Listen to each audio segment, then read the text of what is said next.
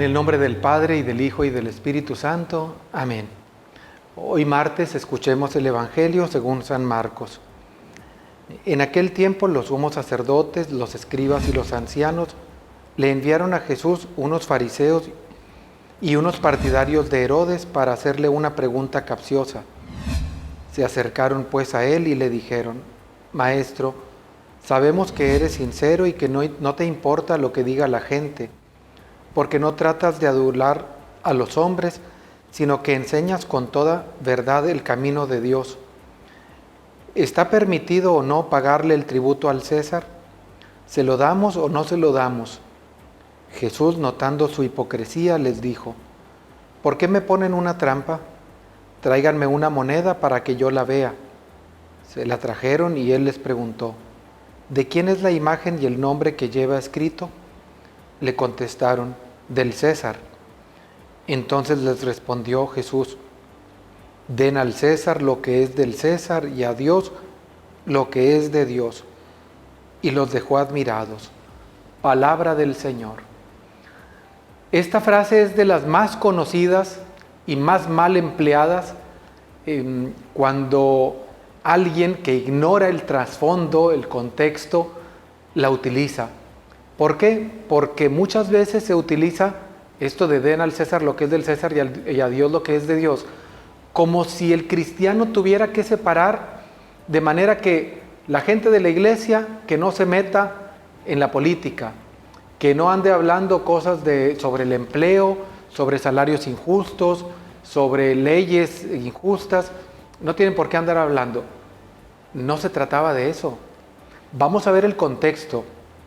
Van hipócritamente, de ahí partimos, a preguntarle a Jesús, porque dice que Jesús descubrió su hipocresía. ¿Le pagamos o no le pagamos el impuesto al César? ¿Por qué decían esto? Recordemos que es el pueblo judío que está invadido por los romanos, los cuales tienen un emperador en Roma, que es el que trata de someter a la gente. Una de las maneras en que había dos modos en que tenían sometidos a los pueblos. Uno mediante la fuerza, con los ejércitos. Tenían soldados que controlaban las rebeliones, que controlaban probables, desórdenes, de manera que nadie atentara contra el poder del invasor. Esa era una. Pero la segunda era mediante impuestos. Imponle ciertos que tienen que pagar cierta cantidad de dinero para que no crezcan económicamente. ¿Te suena conocido eso? De manera que los impuestos abrumaban, la gente no podía progresar mucho económicamente porque tenía que estar pagando impuestos. De esa manera el imperio tenía dinero para controlar ejércitos, para movilizar ejércitos, para pagar soldados, para incluso comprar voluntades, como lo hacen algunos gobiernos. De manera que la gente, como no tenía mucho recurso y cuando iba creando recursos le quitaban por el impuesto, pues no podían rebelarse, entonces iban perdiendo poder. Ya nos dimos cuenta.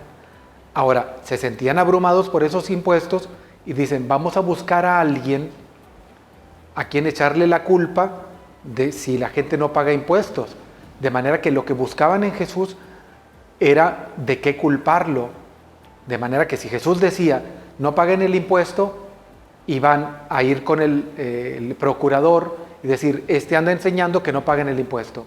Si decía: sí paguen el impuesto, iba a decir: pues este está a favor de los romanos, está en contra de los judíos. Ya nos dimos cuenta de la trampa. Jesús sabe cómo actuar, conoce la hipocresía y se los reprocha porque son hipócritas. Y entonces les dice: a ver, tráiganme una moneda. En la moneda que usaban en aquel entonces, y por muchos años fue así, tenían el rostro del emperador en turno. Y Jesús dice: a ver, ¿de quién es este rostro? ¿Del emperador? ¿Ok? Y dice Jesús: den al César lo que es del César y a Dios lo que es de Dios. Es decir, cumple con tus responsabilidades aquí en la tierra, tus impuestos, tus responsabilidades materiales de pagar empleados justamente, de hacer bien las cosas, tus responsabilidades. ciudadanas y cumple también con Dios. Ya nos dimos cuenta que no se está tratando de una división, sino de una unión. El buen cristiano cumple tanto con Dios en su oración, en la asistencia a misa, en confesarse, etcétera, pero también cumple aquí en la tierra. Un buen cristiano no anda buscando la manera de evadir impuestos. Un buen cristiano no busca la manera de evadir la ley. Un buen cristiano no busca comprar voluntades. Un buen cristiano no busca eximirse de alguna responsabilidad civil.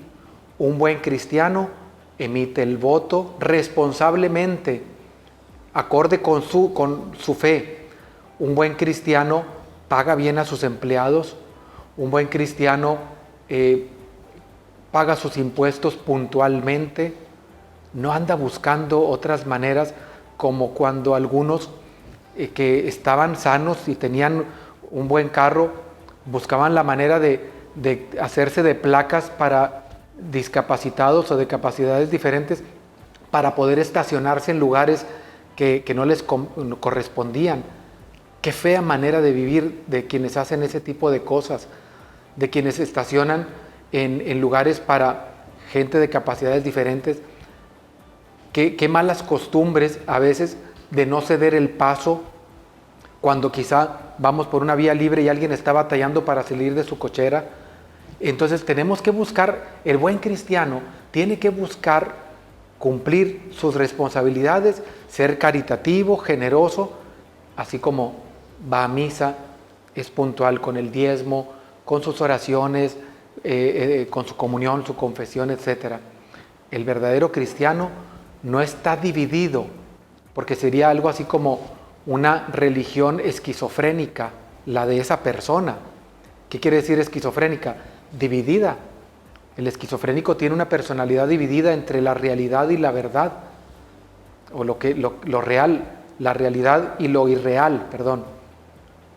Entonces escucha voces que no están, ve personas que no están, pero también ve los que sí están. Entonces el cristiano no divide su vida, sino que unido tanto en las responsabilidades civiles como espirituales, trata de ser fiel. Al César lo que es del César y a Dios lo que es de Dios. Y la bendición de Dios Todopoderoso, Padre, Hijo y Espíritu Santo descienda sobre ustedes. Amén.